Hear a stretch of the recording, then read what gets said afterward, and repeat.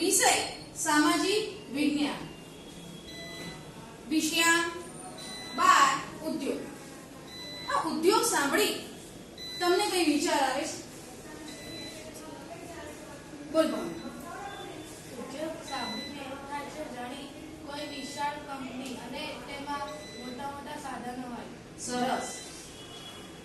ઉદ્યોગ સાંભળીને આપણને વિચાર તો આવે જ કે બહુ મોટી મોટી કંપનીઓ હોય. ના, પણ ઉદ્યોગને અલગ અલગ વર્ગીકરણ કરવામાં આવે.